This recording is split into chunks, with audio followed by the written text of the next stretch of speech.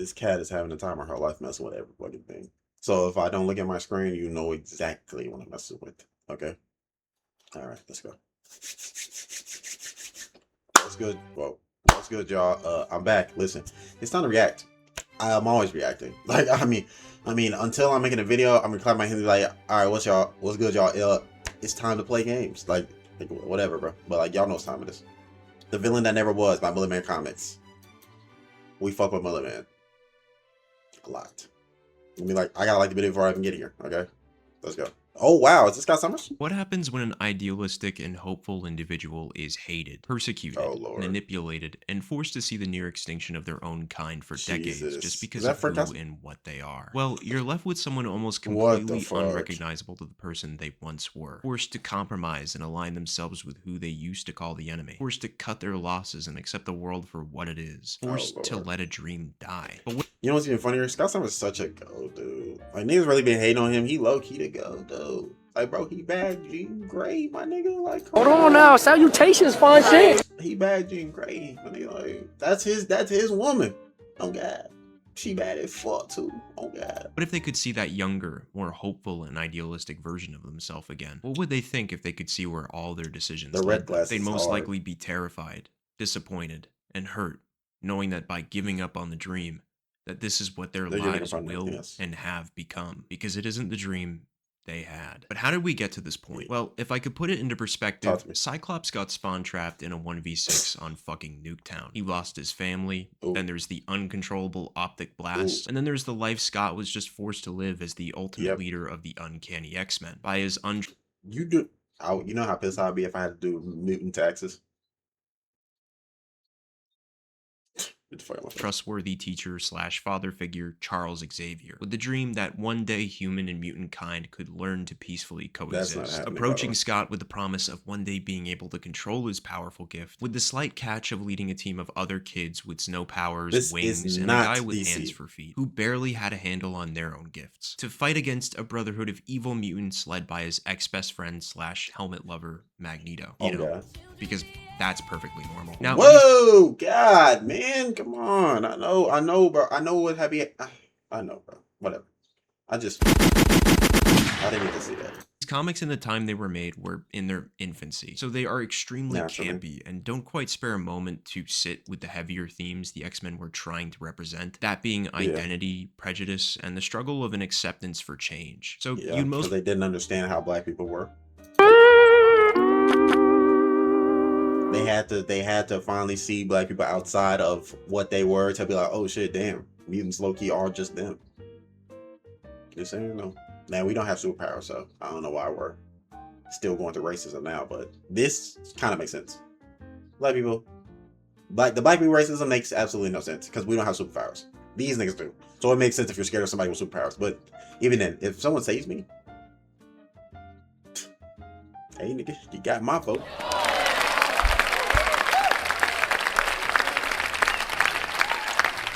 Hey man, hope through my car.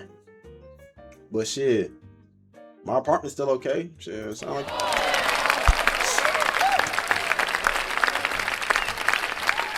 So like at the end of the day, like I feel like sometimes you gotta take the give and the go. Cause like you could have been alien food. Or you just lose your car.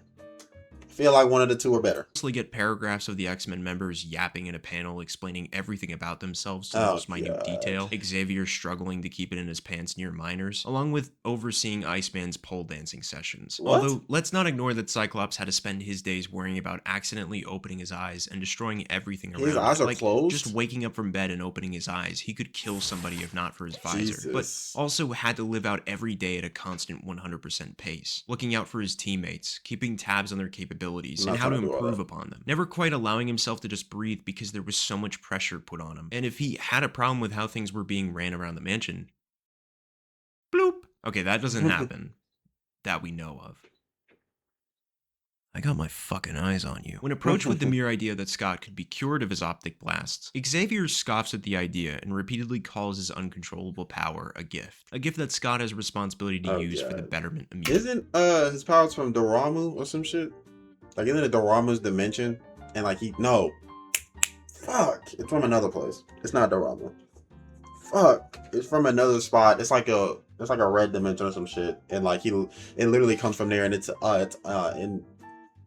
invincible. No, it's infinite or some shit. I forgot.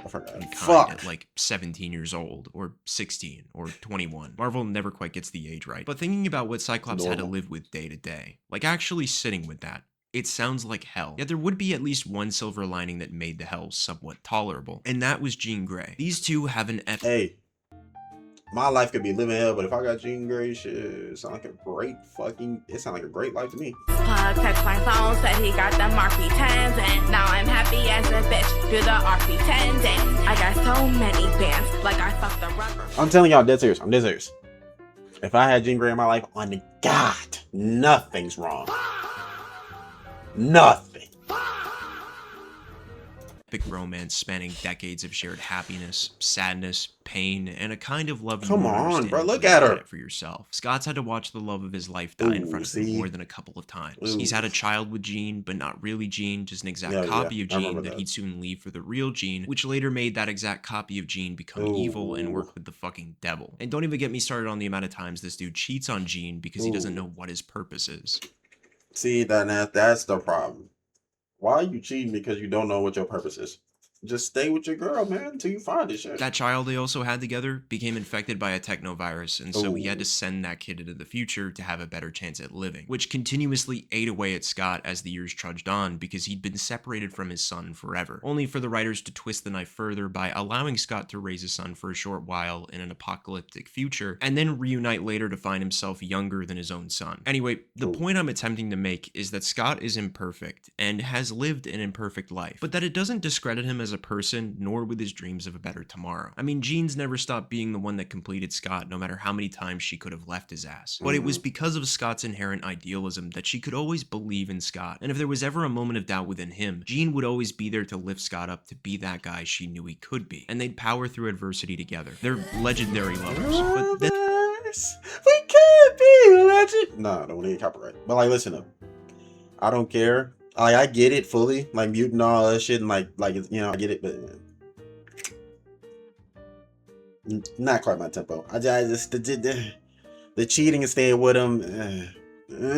Jean Grey, just come with me, bro. in the early 2000s came along and snowballed into Scott becoming everything he supposedly hated, and for good reason. Genosha, a home to millions of mutants, was completely obliterated. Then the love of his life, Jean Grey, was killed by Magneto. And the cherry on top of it all, the Scarlet Witch created a world, and then the love of his life, Jean Grey, was killed by Magneto. And the it's just he just letting him know, yeah. What the fuck? What is this? You know what?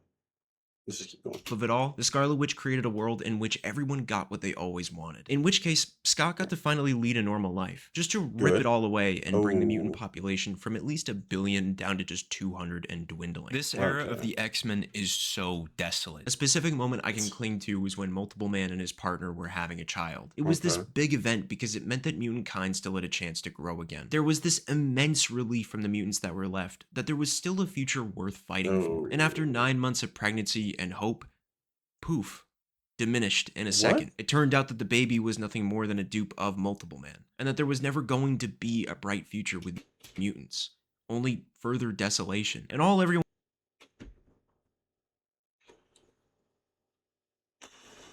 Oh shit, that's bad. Oh man.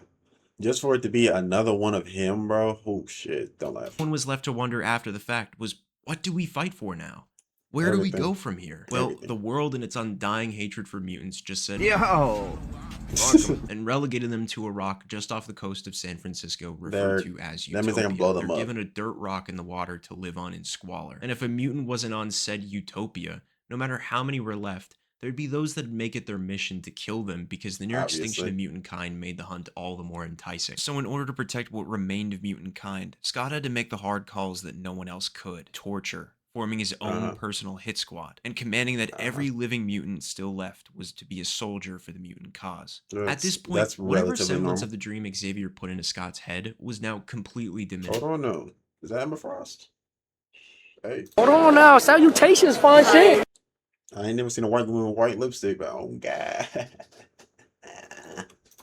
because the dream became about nothing but survival, feeling almost as if Scott had finally graduated as he started to see that maybe Xavier was wrong all along. Now, this is the part of the video where I'll confess how I've actually grown to dislike Charles Xavier the more I've read up on X-Men. And to explain why I don't like him, I'm gonna talk about Magneto. Okay, so Magneto was pitted out to be the villain, right? Well, you look at Magneto and know what he stands for. Magneto is mutant and proud, who's willing to do anything to expedite the betterment of mutant kind. He shouts this to the world because he believes in it. He's not the kind of man who will hide behind someone or something to make progress on his dream. Magneto is a Jew that lived through World War II, was placed in a camp by Nazis and forced to lose everything he ever loved. And then when the world got wind of mutants, he had the foresight to see it happening all over again. And the worst part about it, Magneto was right. A comic I love featuring Magneto that validates his perspective is a one-shot comic called X-Men Mythos, where it famously opens with Magneto murdering 3 white supremacists in retaliation for murdering a little mutant girl by throwing her from the back of a moving vehicle, killing each of these guys in the most brutal of ways with his magnetism, like stripping the iron from one person's blood and turning it into a nail and shooting it in the other's head. Now, when it cuts to Xavier and the X-Men, in the background, a motion for a Mutant Registration Act had been dismissed by the government. It's an act to further the endless oppression of mutants and expedite their containment within camps.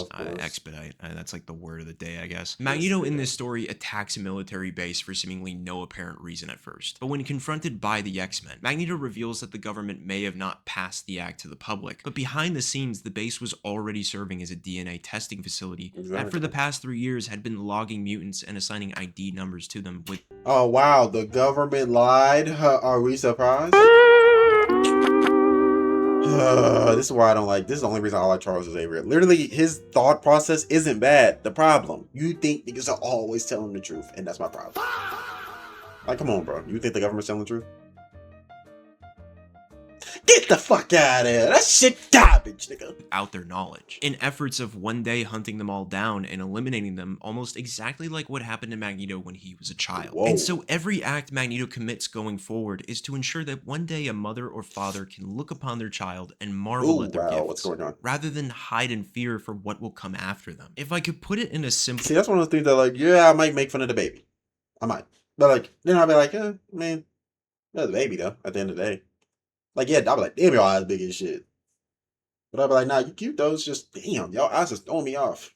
way. Magneto wants to break down the walls built around mutants, while Xavier seeks to maintain them. Usually when the X-Men have to coexist with Magneto, they're often shown improving upon each other, making significant progress in terms of how the world views mutants. Because without Xavier, the X-Men are actually allowed to think for themselves and adapt to the world around them. Don't get me wrong, Xavier's dream of a world where humans and mutants can coexist is a worthwhile dream. But the problem, it's the way that he goes about it. It's all, like, that's why the niggas have to come together at some point. If they come together, promise you there's gonna be a comic where they come together in the future, and all of a sudden everything's gonna be fine. It's a dream that he deliberately makes come with the price of obligation. An obligation to tolerate, to accept the way that the world is and hope that it will reform itself on its own. And then there's the issue of Charles Xavier's savior complex. He deliberately takes in those that cannot fend for themselves, who have potential like Scott, and shoves down their throats everything he believes in, what views Scott should have, and raises him up from a rigid and shy boy into a strong soldier with Xavier's beliefs drilled into his head that can carry out Xavier's dream by leading Xavier's covert team of mutants.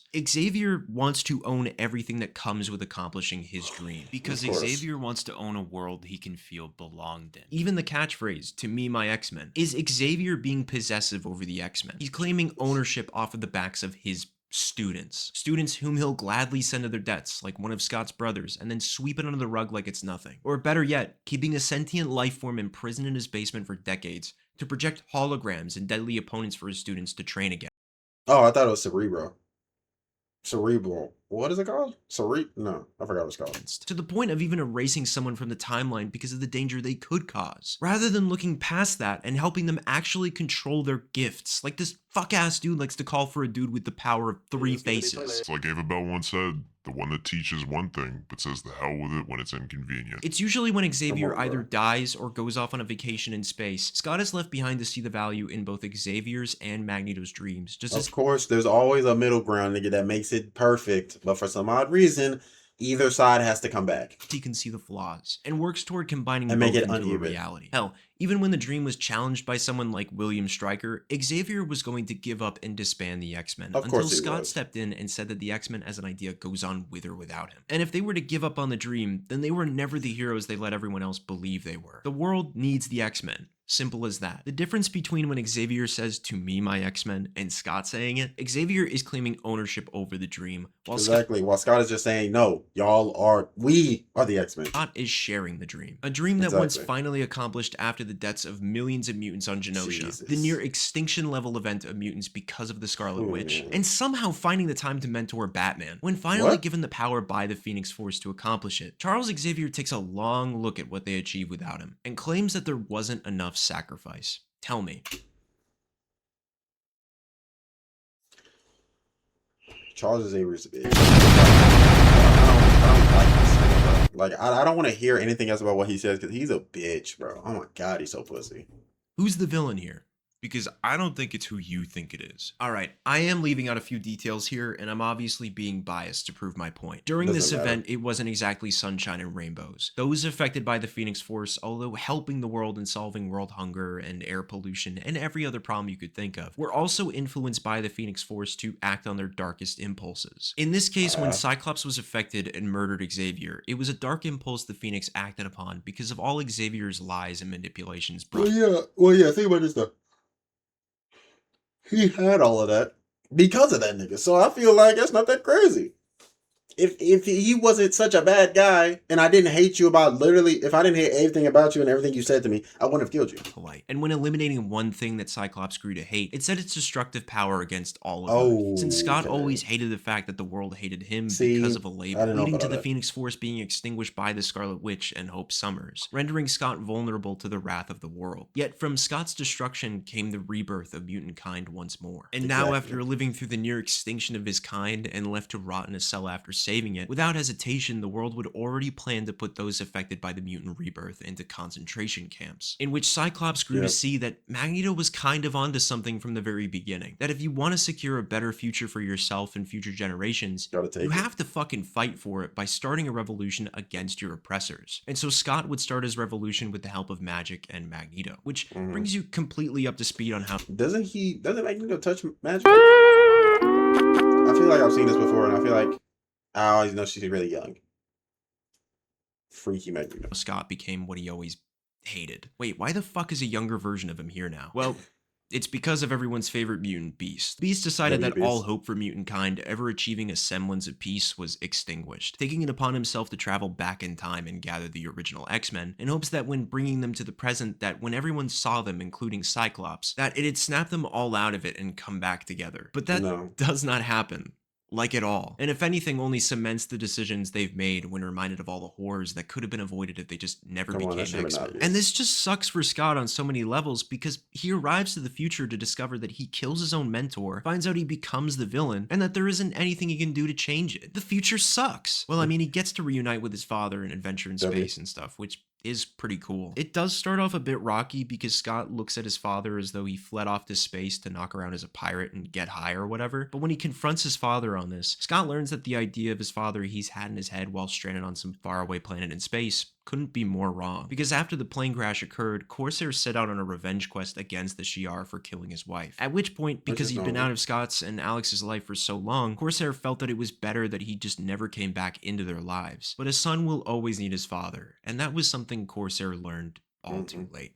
That's even funnier. I love how they show human, I know he's human, but I mean, like, they show the fact that, like, every human has this thought process where, like, something bad happens and they're like, nah, I can't do something, just to find out when they come back they're like, nah, I would have been cool with you doing it though. So, and they're like, oh, type shit, you cool with me staying though? They're like, yeah, type shit. That's literally it. That's so literally aside the whole from conversation.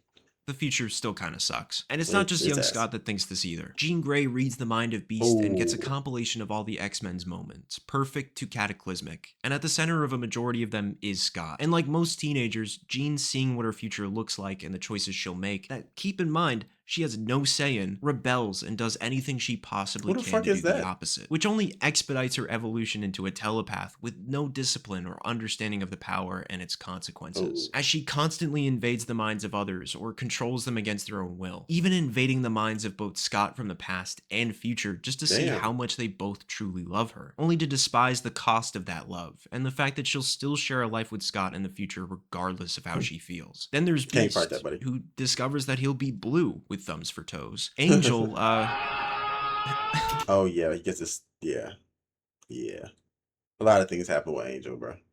Gets his rings ripped off, and then yeah, that happens. And Iceman. Actually, Iceman turns out okay. Of course It's he like does. the running joke of the series that he's just the same. Totally the same. Oh. Yeah, he's always been like that though. Feel how you want to feel about that, but while it's meant to be comedic, this is an actual reality for some people. See, when the young Iceman confronts the present-day Iceman explains that being gay was something that genuinely got away from him. When he was just becoming a mutant, he was also having confusing feelings about what he liked, and then he got Which is thrusted normal. into being an X-Man. And to Bobby, it was like one half of him was constantly being hated, and then the other side of him that no one knew about was just as hated. So to Bobby, Yeah. it was like he had to pick one struggle and leave the other one behind if he ever wanted to be accepted. And so tricking himself into liking women for decades, over time it just began to feel like it was too late to accept that part of himself and truly be whole as a person. I read this and I thought of an instance I had in my life kind of similar to this, where a friend came out and had doubts about whether to embrace that part of himself because he too felt it was too late. One, I was like, damn, Yeah. this is a peak Iceman reference. And Oh, two, yeah. it's never too late to become who you really want. Exactly, bro. It's never too late to be you, bro. It's never too late to go for your goals. Yeah, I am 23 years old, bro. Trying to be a YouTuber. 23, mind you. I've been wanting to be one since I was 12. Don't start with the whole everybody says that. No, literally. I was making videos on a tape recorder, not knowing how to upload it, not nothing. Literally didn't know a damn thing. I was like, nah, I gotta make videos. Actually, I was 10. I was trying to do that shit at 10, playing fucking NCAA 08 and shit. Like, y'all weren't there when I was doing that, by the way. And like, look at me now. Finally making YouTube videos. After years. Finally. Holy shit, it took forever. Want to be, but that is also so much fucking easier said than done. So after discovering how each of their lives panned out, and seeing the horrible state that the world is in with mutants, they mostly decide to stay and repair the mindset the world had on mutant kind before returning to their time, in which Which the is fact that the normal. original X-Men can look square in the face of their horrifying futures and still choose to have faith Damn, that Beast is mutants and huge. humankind can live as one, no matter how impossible it may seem to achieve, it affects everyone in such an inspiring way that it finally incites all of mutant W black representation, pay attention. kind to come together, not for fighting or imposing beliefs or to pick sides, but to stand united and show the world that change is possible, that any number of mutants can come together and be as one peacefully, in which the world sees what Cyclops truly Jesus meant by Christ, his mutant Cyclops. revolution and starts buying into it. But in the end, it's still never enough, is it? Because next It's thing you never. know, they gotta stop the snooze fest that is the Inhumans, and I mean, just look at these fuckers. They're What the smiling at fuck? mutant genocide. Okay, now I'm What? obviously exaggerating, but something called the Terrigen Mist, which creates Inhumans, becomes deadly to mutants. So in Ooh. retaliation, the X-Men change the Terrigen Mist and sacrifice a few mutants in the battle to prevent it from killing more mutants. And it's in Scott's refusal to be taken prisoner after his actions, and his refusal of backing down from what he believes in, that the Inhumans kill Cyclops as punishment for his crimes is against them, in normal. which Cyclops dies fighting for the future of mutant kind, and in turn becomes Yo, bro, Storm, explain to me what the fuck be going on with your hair, bro. Like, bro, she be doing any and everything, bro. I done seen her with a mohawk, afro, normal. I done seen her with the long flowing hair. I done seen her with literally everything. Why do you have a skinny ass? Oh my god, it literally goes straight up. I'm so pissed off by this shit. Hold on, I gotta take a breather. This haircut's fucking ass. Let black women express themselves 2026. Let's do this. a martyr to the mutant cause. But that isn't quite the whole truth, because Scott died before the fight against the Inhumans ever even Little ass began. niggas, man. See, Scott had been one of the Terrigen Mist's first victims, and Scott, Yeah. knowing he'd die, would entrust Emma Frost with his vision. And so Emma projected the image of Cyclops out to everyone as if he were still alive. So that way, instead of Okay. dying in some lab for no good reason, she rewrote Scott's end to have meaning and to immortalize him as an idea. What's cool about this story is that if Yeah. you don't know the twist, it may come out of left field. However, if you do know the twist, which I kinda did did spoil for you. I'm sorry. Some of the dialogues between Emma and other mutants, like the triplets, have an aura of dread around them that makes rereading this event worth it. It's like they know Scott isn't actually in front of them, but they know they have to keep up the performance because of what the lie means for mutant kind and its future. But to see Scott be used as a puppet for someone else's vision, it's grotesque. Even more so now because people going forward will start using Scott as an example to fit their vendetta as... Yeah, oh, fuck. Oh, damn, that hurt. Oh, my God. Bro, you gotta do what you gotta do, bro. You gotta do what you gotta do. For the betterment of the world, you gotta do what you gotta do. It's an excuse to cause chaos under the false pretense that it's for the good of mutant kind. All the while completely missing the point of what Cyclops was actually fighting for. And to top it off, the young Cyclops had to watch his own death and somehow learned to come to grips with that fate. After which, I read a really mid follow-up to the young X-Men story because I thought it would actually matter to the video, but it didn't. And I got so bored that I had an edible and watched X-Men First Class, only to get fixated on the fact that when Kevin Bacon wears the signature Magneto helmet, you can clearly tell it was fitted for Michael Fassbender, and they just didn't have the time to make another, so Kevin Bacon is just drowning in the helmet. Anyways, Secret Wars occurs, which leads young Scott to try and run away from his fate he can only delay for the time being, in which Scott joins a team of heroes called the Champions to forget his future for a while, and I'll tell you firsthand, it's a beautiful series. At first meeting the team, Miles, Nova, Kamala, Amadeus, and Viv think that's... What the fuck is this team? Is that Young Hope? Is that Miles Morales? What the hell is going on with this team? Scott will turn out to be a villain like they've been led to believe by all the best medias in one. But when thinking about it, the young Scott situation and how he's stranded in a time where he's a villain that's trying to make good, and with a mission statement like the Champions have about enforcing justice without unjust force, and to do things the right way with wisdom and hope, how could they believe in something like that if they didn't give Scott a chance to prove them wrong? And while not spoiling this story... The funny thing about Scott Summers is like this nigga deadass is always gonna, he always looks like there's no way to look at Scott Summers and be like, oh yeah, that's not Scott Summers. That's literally just always him. He always looks like this. Because even if he takes the glasses off, put normal glasses on, he still looks like this, bro.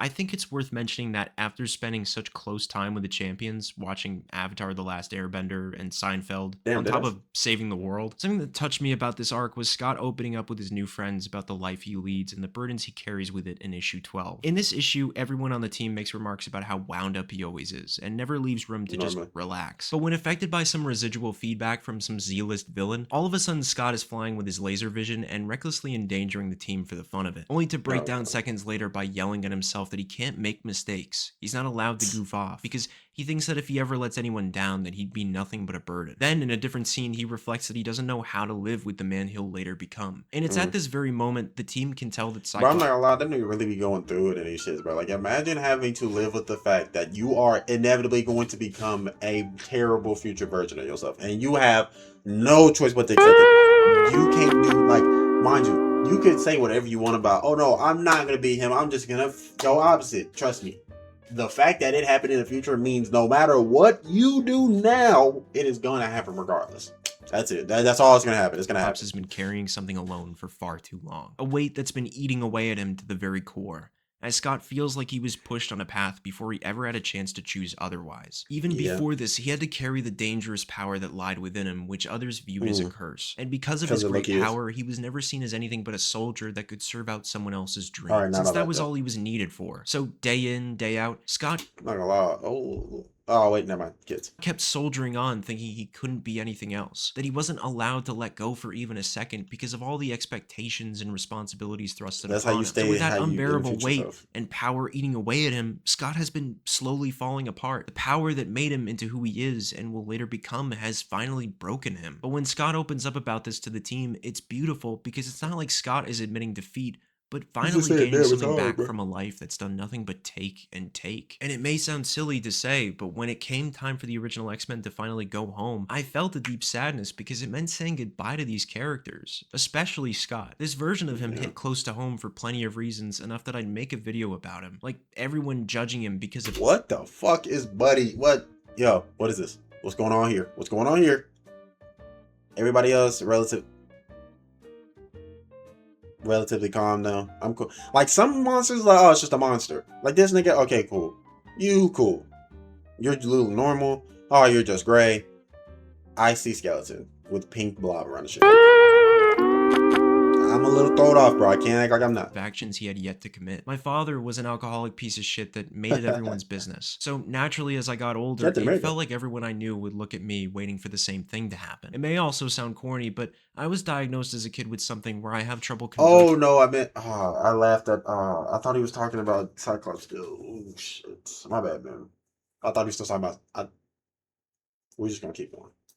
Or telling stories in a way for others to properly understand. Almost like the dyslexic version of conversations in writing. So growing up, I was just chalked off as stupid by many people and labeled as such before I ever got a word out. I had to learn very early in my life how to mask that shit and slowly get better at just being normal all my life. But even to this day, it's something I still can't control, which in turn made me close myself off to a lot of people and pretend to be someone I wasn't, in which I found that the more boring I appeared to others, the less people were interested in keeping tabs on me, and the less I had to pretend. But bearing all that weight alone does no one any good. Even so, I learned that by revealing that weight to the wrong people, it made that weight even heavier, because then it set the bar of expectations. That if I couldn't handle something, I was a failure, like their idea of my father, or that I was an idiot. So I couldn't let myself give in to admit failure, because then I would be what everyone thought of me. Now I can say that that's not quite how I view my life anymore, but God, do I wish I could hug my younger self and just tell him how great life will reveal itself to be. The people who'd become my day ones, the fears I'd face and wonder why I was so afraid, falling in love and growing into the person my younger self hoped he'd become. In a way, he's still there in these words I'm reading right now. And I think that's why I feel such a deep connection to the character of Cyclops, as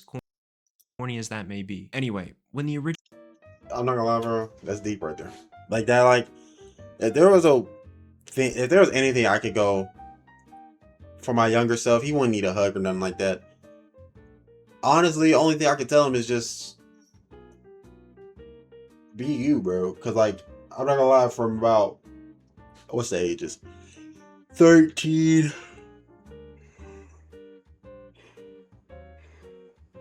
About 13 is I would say 13 to 18. I wasn't being myself, and I feel like if I would have been, I would have been a big YouTuber by now, on God. But I decided to, get caught up in that peer pressure bullshit and try to be somebody that I'm not. Then I waited till I was 18. Pretty much once I got to college and noticed that damn, everybody still themselves regardless. And I was like, damn, maybe I should do that. And I came back from college, and then I couldn't go back. Well, I could, but I didn't want to. That's when I was like, damn, I probably should lock in. That's why I did streaming for a little bit. If y'all look, y'all see it. And then I was like, nah, I don't like streaming. Because I'm streaming to nobody. And then I went to YouTube. And now 130 subscribers, man. I'm doing solid. Trying to hit a K, then 5, then 10, then a million, then a billion, nigga. A billion. Original X-Men go back to their original timeline. They implant a trigger in each of their minds so that they'd forget their time in the present. Man. In which the past catches up to the present, and Scott is back to life somehow with big plans for the future with the memories of the life he'd forgotten for years. Leading into the Krakoa era, where after the mass majority of humankind wanted to see mutants go extinct for decades, to the point even a mere 200 was still too much for them to hate. Here they found themselves with their own island, open to all mutants, thriving and achieving the greatest comeback in the history of the universe. Look at Wolverine, all the man. work, all the sacrifices, all the time. There go Blob nigga again. Y'all see him? Y'all see him? Y'all see him? Blob nigga back. Where once there was a doubt the dream could come true, it was on Krakoa that fear was finally put to rest. On Krakoa, it finally became mutant kind that spoke and humanity that listened. Everything they'd fought for had finally paid off. And yet, unfortunately, I don't know why Wolverine over there sitting and chilling like that. Nigga, you be trying to fuck my girl. Scott, if I was Scott, I'd be like, bro, get your motherfucking hands off my girl, nigga. He can hold me, pause. But like, bro, get your hands off my girl, bro, because you be trying to fuck her, bro. Because the X-Men are perfectly imperfect people. No matter how much good they'll end up doing, it'll always be easier for people to hate than to love and build off of a dream that isn't certain to work out, which requires the X-Men to go backwards more often than they'd like to in order to move forward. Since now, currently in X-Men comics, the Age of Krakoa, how should I put this, has caved in on itself like a sandcastle against the crashing waves of time. Mutant kind is forced to once again, with no other choice, start all over from square one, as Scott is making do with what little is left by leading a portion of mutant kind to this new frontier while hanging by a thread himself. And can you really hold that against Scott? He essentially experienced heaven only to have it ripped away from him. If there is a way back from that, Scott and the rest of mutant kind have a long road ahead of them. Now, Scott since I go for cannot this speak shit, for bro. the future quality of the X-Men comic as a whole, what I will say is that despite the road of pain that had been paved out for Cyclops, what I learned from obsessing over him is that we can't wait for change to happen, big or small. It is something that requires work, action, and sheer determination to accomplish. There will never be anything that stands in the way of us except for ourselves, unless if we learn to accept change by leading each day with something as ubiquitous as love. Now, that's enough Cyclops for me. I'll catch y'all on the flip side. The fact that this nigga said that's still no Cyclops for me. Nah, that's a great fucking video. The day Scott joins Rival was such a good decision. Damn, that was a peak Iceman reference. Nah, but you know what's crazy? I've had a situation like that before on the guy. You literally was talking to somebody and then they said something and I was like, holy shit. That's a great Code Geass reference. You don't even want to guess what they were talking about, you know. But hey man, that's another video. That's another video done packing. You know what I'm saying, I'm gonna be honest. I don't know where the hell this cat went. She was playing around at first, and about 5 minutes to the video, I haven't seen her since. But I'm guessing she's probably chilling. I don't know what to talk about at the end of videos, bro. I usually just kind of talk to y'all or just talk in general. I don't know. I don't really have nothing else to talk about for real.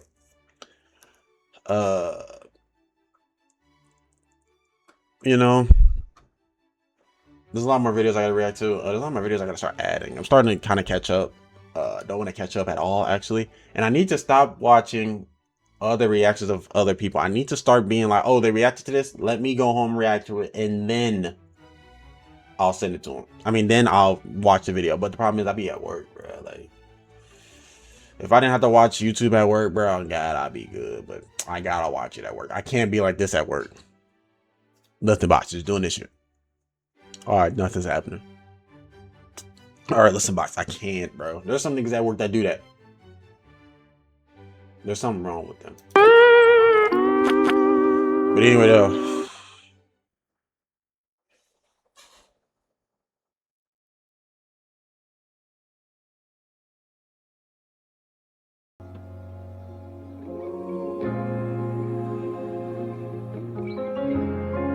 Look, the show's over, fuck it, let's call some hoes over. I leave a bitch, the type that won't give her no closure. What it is, you acting like that, I don't know you. You acting like that, I don't know you. The show's over, fuck it, let's call some hoes over. Leave a bitch, you know, the type that won't give her no closure. What it is, you acting like